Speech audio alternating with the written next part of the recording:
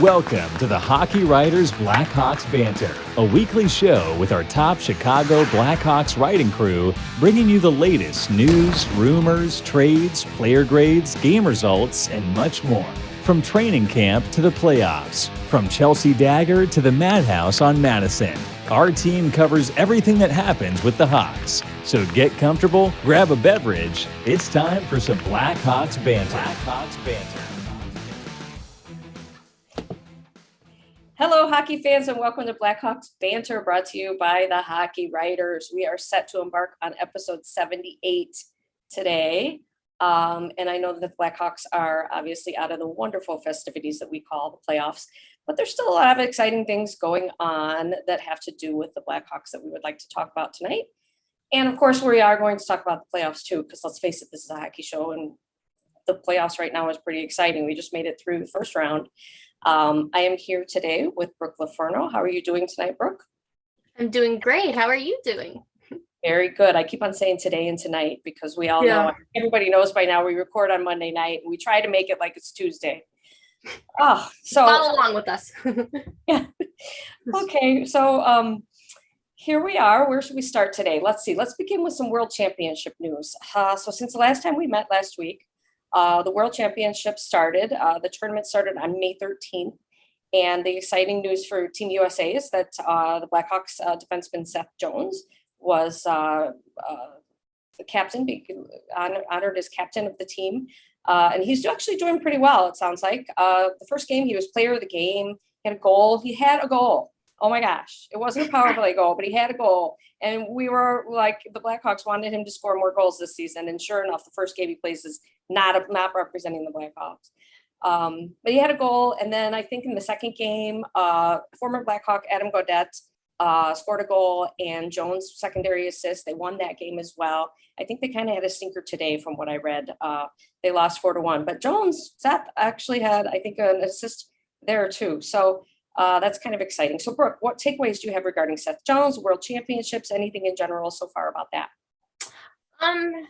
I thought the same thing because I saw Seth Jones scored, and then Sam Lafferty also had a goal during their last game. And I'm like, okay, really? Why couldn't this have happened on the Blackhawks? That tells you, though, how tough the NHL really is. You know, it's just a completely different world with the best players in the world. But I'm happy it's coming together for them at the World Championships, at least, because that could carry into next season, too. At least they're getting some of that mojo back, especially for Lafferty, who's not really a known goal scorer, but it's nice to see that happen, or him to be such a big presence. I even think he's the first line center. And I'm happy for Seth Jones because honestly, he seems like he's continuing from where he started with the assists, just the production, very good at that. So I don't know how I feel about this USA team yet. They're kind of strong, kind of weak. I don't really know yet, but like I said, it's good to see them at least having a good time, see things happen. You know, it's still exciting. It's still your country. You still want to see them do well. So I'm excited about it, to be honest, either way. Yeah, I think they lost to Finland today, and Finland usually, puts together a pretty good team. And I don't know if Canada is favored as usual. But yeah, I'm excited kind of to see this as well. The sad news is just a couple other World Championship champion notes. Caleb Jones, Seth's brother, actually suffered a wrist injury during the exhibition game and got sent back to Chicago. They're saying out of abundance of caution, but that's kind of stinks. I know they were really excited to play together. I was looking forward to that too, seeing the Jones together. Right? Yeah. But obviously we want Caleb Jones to be healthy next year. Well, if he signs back with the Blackhawks, we don't know that yet either. And then also Philip Kurashev, the Swiss team, and he's doing pretty good too. I think he's had a goal and assist as well in the first couple of games. Team Sweden, Eric Gustafsson, although we haven't heard much about him, so who knows how he's doing. I'm so happy for same thing with Kurashev. He's got a goal, and these things are happening for him too. Unfortunately, it didn't happen with the Blackhawks, but it's happening there. So happy to see. You're absolutely right. It's really nice to see them kind of go somewhere where maybe the competition isn't as stiff, and they can kind of get their groove back again. Yeah, exactly. How things headed into the summer. So yeah. All right. Well, on that note, I guess we should talk about the IceHogs, Rockford IceHogs playoff series. Since we last met, they had their second round series with the Chicago Wolves. It did not go like we wanted it to, best of 5, and they actually were eliminated in 3 games. So I guess we could have just, since they lost and they're out, we could highlight Lucas Reichel, who scored, right? Lucas Reichel scored, Evan Barrett scored. That was the first game. Game 2 was 4-1. Alec Regula scored. Our friendly defenseman that we've had for the Blackhawks have had the last, I don't know how many months. It wasn't months, but it was the last month. Yeah. And then Really Ian Mitchell actually scored in the last game. And I think that I really honestly think, Regula and Vlasic were the defensemen that everybody was kind of touting because they were the last ones with the Blackhawks. But I have a feeling that Ian Mitchell is really going to be one of those that they're expecting to be an NHL player next season. We'll see. Who knows how that all will pan out. But how do you feel, Brooke, about the way this series went down? I know it was disappointing, but the better team won. That's just kind of what happened. I was a little worried about the Wolves in general because they were the top team, one of the top teams and you know what, the Hogs put up a good fight in the first round, and you kind of think if you have a hot goalie, your team's going hot going into it, anything can happen, but the better team did win. They did have a couple disappointing instances too about being outshot 20-1 in the first period and having 6 power plays with only 2 shots or something like just a couple disappointing things. I'm happy to see them get the experience. Lucas Reichel. It's nice to see Evan Bear. We haven't heard his name in a long time, and he's a highly touted prospect. And yeah, it was nice to see Ian Mitchell because again, we haven't heard much from him, so it's good to see him. So I'm glad that these guys got the experience, but it was a little disappointing how it went. But the better team did win, and I guess you can't fault that. Yeah, I think so too. But I guess if you kind of look at the overall picture, I think they finished towards the last team in their division or in their, last season. And so just the fact that they made the playoffs and that they, eliminated was Texas, I think, in the first round. It goes to show that they're growing. There's some potential there. Lots and lots of young kids, and just the fact that they were able to get this experience. I feel positive about, the future. So me too. I don't think we were expecting a championship, but we were expecting to see, some development and some fun games. And like I said, that sweep was fun. So we did get to see growth and development there. That's really the whole point. Yeah, it would have been nice to see them beat the Wolves because they're kind of their nemesis. But oh well. Always next year. That's what we always say as Blackhawks. That is next year. Yeah. All right, let's move on to topic number 3, and that basically is just a discussion about draft implications and things going on there. We, it was last Tuesday that there was the draft lottery. The Blackhawks will not have a first-round pick in 2022 because they actually got the 6th pick, and that goes to the Columbus Blue Jackets as part of the Seth Jones trade. But they will keep their 2023 first-round pick. So what do you think about this? I mean, the fact that they have the pick in 2023 versus 2022. Here's the thing. This shows that you can't rely on teams to do you favors in the league, whether it's losing to get you into the playoffs or something like this. And I don't think anyone expected the Blackhawks to win the draft lottery. I think even in the mock lottery, they were 6th. So I think that was pretty accurate, but it's disappointing for sure. Like Kyle Davidson said, it's very hard to rebuild when you don't have a first round pick. And that was kind of crucial because, people say this coming draft is not very stacked, and that may be true. And some say that might be a good thing that we didn't because we're saving it for the better draft. But in my mind, you still need that because you could use that to trade for someone else or use it in a different way instead of just the draft. So that's disappointing. And I agree with our general manager when he says it's very hard to rebuild without it. So it is disappointing. But like I said, you can't rely on other teams to do you favors, and you can't rely on the draft lottery to do you a favor either. It's just how it goes. But I don't think anyone expected we'd get that first round pick from Seth Jones in that anyways. Yeah, it wasn't really a big surprise. And let's face it, it's not just first round picks that are going to be successful in this league. It's really hit or miss. And there's second and third round picks that are your complementary players or even somehow end up being, star players. So it's okay. You brought up Davidson. He said, at least I'm just looking at a quote that I wrote down here. Now we know where we stand. We won't have our own first round pick, but we have 8 other picks, including 5 in the first 3 rounds. And so he's saying he has faith in the amateur scouting department's ability to make the most out of their selection. So it'll be exciting to see how they do. I mean, this is the first season, the first draft for Davidson and company. So That should be good. And you also wanted to bring up, I know, Brooke, that unfortunately the Wild lost in the first round, which means the Blackhawks also will not receive a 2022 first round pick for the Marc-Andre Fleury trade. So that's disappointing as well.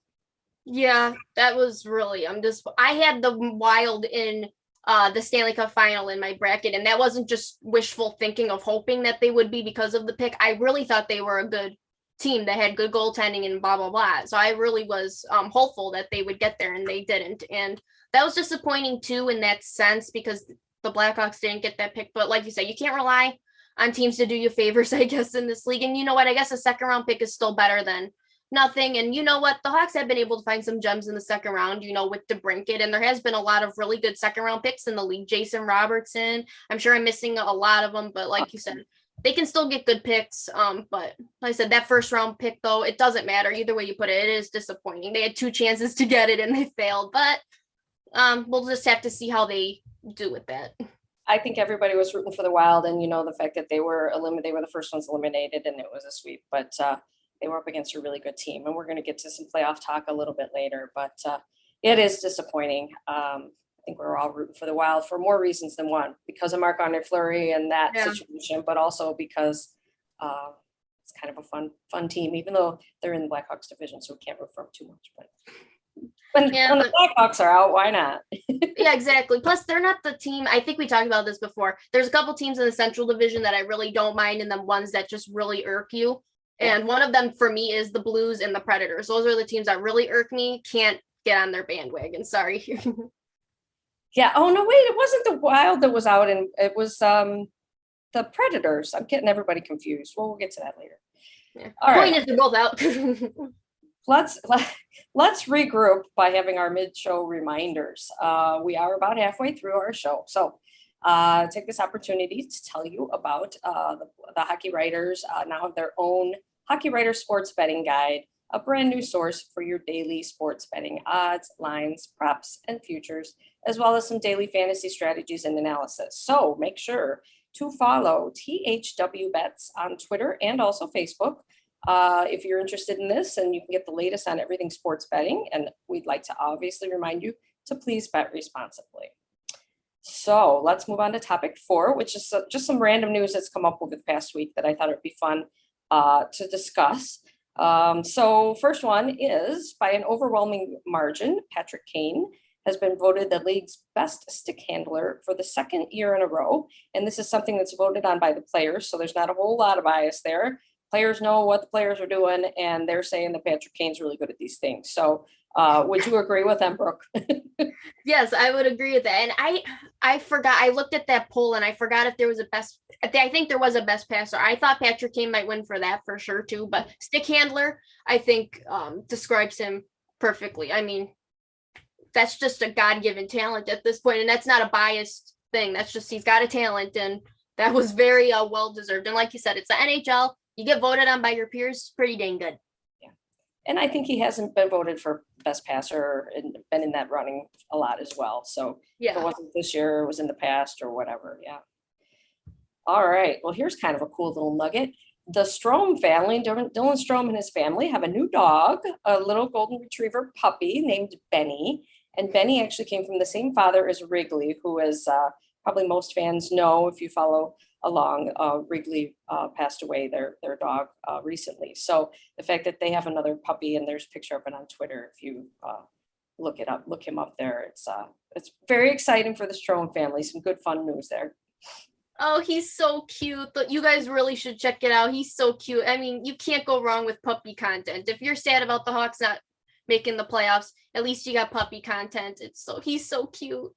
Yeah, he really is. Benny, it's a good name too. It's a good name. Yeah, it's a really good name. All right, my last little fun nugget is something that I kind of came across on Twitter. Calvin DeHaan is on Twitter a lot, Blackhawks defenseman, and he used to be with the Islanders. And the funny thing is he said that he found in the back of his closet this T-shirt that somebody sent him, one of the fans, and basically it had all bad tweets like, "Oh my God, Calvin DeHaan did this," or "I can't believe he's," really bad stuff. And Calvin DeHaan is just such a funny, easygoing guy that he's like, "Oh, cool," and like he pulls it out and actually shows it to everybody. So I thought that it would be kind of fun for us to say, gosh, we should make a t-shirt for Calvin DeHaan with good things about how he was with the Chicago Blackhawks. So if you were going to put something on his t-shirt, what would you say? Do you know what? I would say that Calvin DeHaan is Chicago tough. That would be my thing for him, because he is. That guy's gotten hit more times than I don't even know what this year. And, and he keeps getting back up and he kept going. And you know what? I think we said this before on the show. It might be kind of an unpopular opinion, but I think we both really like Calvin DeHaan and want him to stay. I think he provides a lot more positives than people realize. So I actually don't have really anything negative to say about him at all. And that's not a bias thing. I really don't. I like him a lot as a player, and he seems like a fun person too, got a fun personality. And I pulled up the t-shirt, so for the fans that are watching, like one of the tweets that's on this shirt says something like Calvin DeHaan with one of the worst plays I've ever seen I've seen in sports and stuff. So yeah, so good for him for being a good sport. I think all fans have their love-hate relationships with their players, right?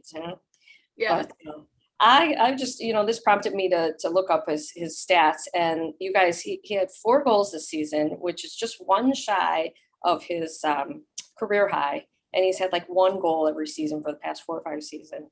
He was also first on the team in block shots with 172 and second on the team in hits with 146. So you kind of take him for granted, but you shouldn't, because he was an integral part of the defense and also a veteran that took the young guys under his wing as well.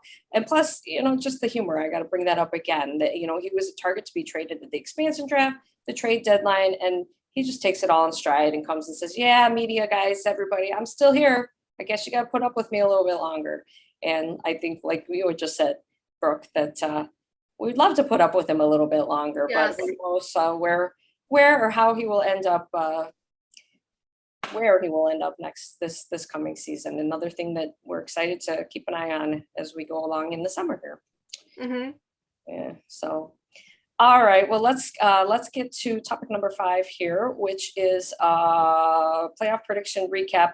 Since the first round is over, I thought we could real quick revisit our Brooke and I's picks and see how we did. So in the East, the Florida Panthers versus the Washington Capitals. I said Panthers in 5, and Brooke said Panthers in 6. And ding, ding, ding, Brooke wins, Panthers in 6. Woo, nice job. Thank you. You actually say that you're not good at these, but you did pretty good in this first round. Yeah, I'm really not, but that was lucky, I guess. Carolina Hurricanes versus the Boston Bruins. I said Hurricanes in 6. Brooke said Canes in 7, and it actually was Canes in 7. One more for Brooke. Toronto Maple Leafs versus Tampa Bay Lightning. I said Lightning in 5. Brooke said Lightning in 5. It was actually Lightning in 7, so we both had the Lightning.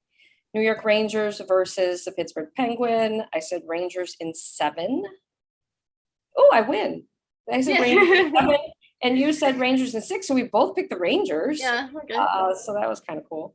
Okay. In the West, Colorado Avalanche versus the Nashville Predators. This is the one that was the sweep. Sorry for my brain fart up there a little bit earlier.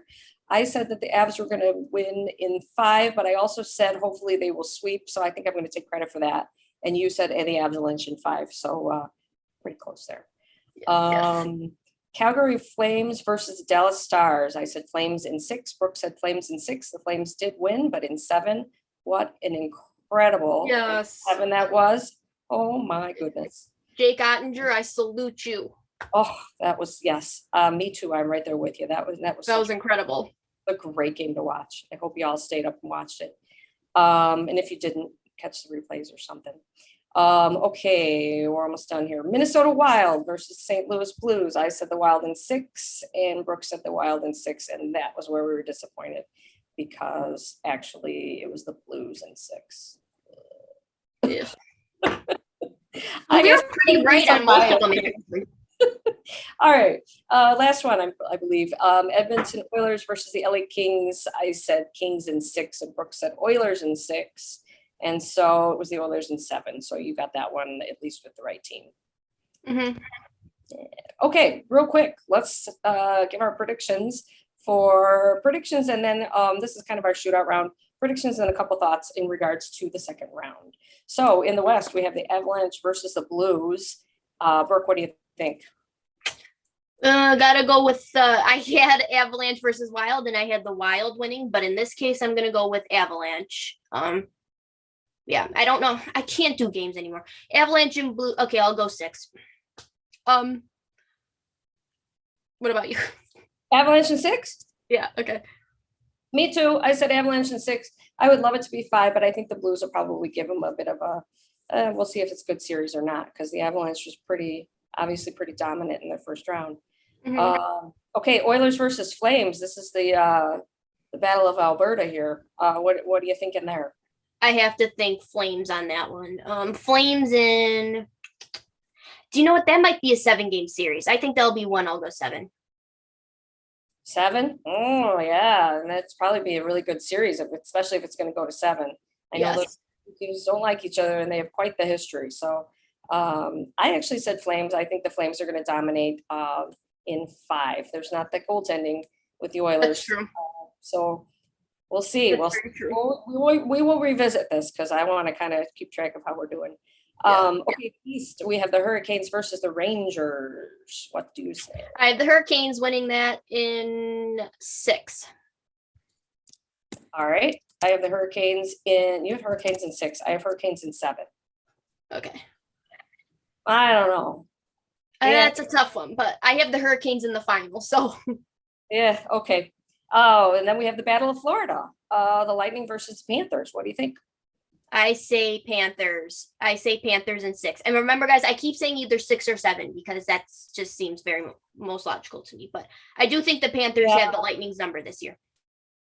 Yeah, a lot of times, especially when you get to the second round and beyond, it's probably going to be 5, 6, 7-game series, because the teams are matched up well and really hyped, and you got the best of the best. So what did I say? Panthers in 7.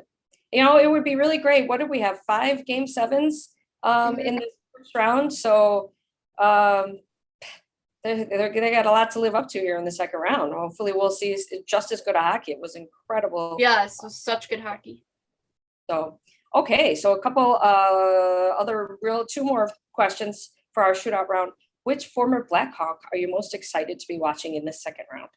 I'm going to go with Artemi Panarin. He had that he had the goal in overtime that sealed the deal for him. And I know New York fans were kind of like, oh, he hasn't really been much of a presence in the first series, but then he came out in a big way. So you know what? I'm looking for him to be a huge difference maker in the second round. So I'm going to go with Panarin.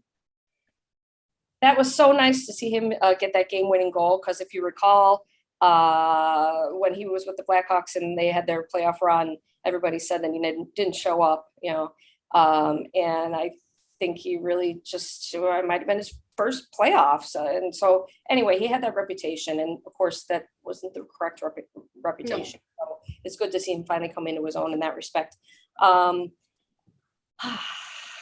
Yes, I'm definitely rooting for Panarin, but I think I'm going to go with Brandon Hagel. I'm excited to see Brandon Hagel and see what he can do. He's really cemented himself as as he was with the Blackhawks, appreciated and doing what he's supposed to do, and a third line energy guy with the Lightning. So it would be exciting to watch him, and Duncan Keith, because I think Duncan Keith, there might still be something going on with his minutes and all that. We could the Blackhawks could move up in the draft with that as well. So yeah.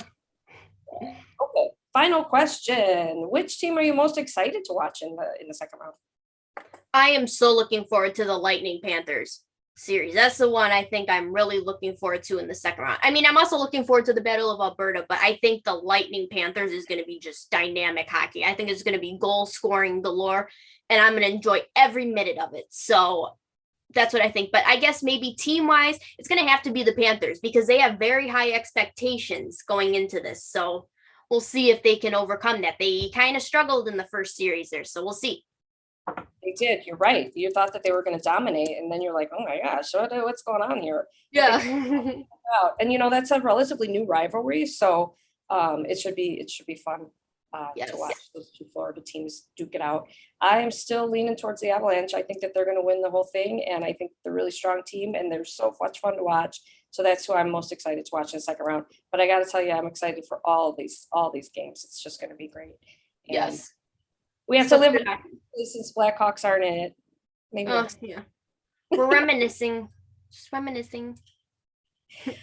All right. Well, that's a wrap. Thank you, everybody, for watching. Thank you, Brooke, for joining. Thank you to Matthew behind the scenes, our editor, for putting this all together for us. Don't forget to check out THW Bets and enjoy the second round of the playoffs. And we will see you next week for more Blackhawks talk and more hockey talk. Have a great night.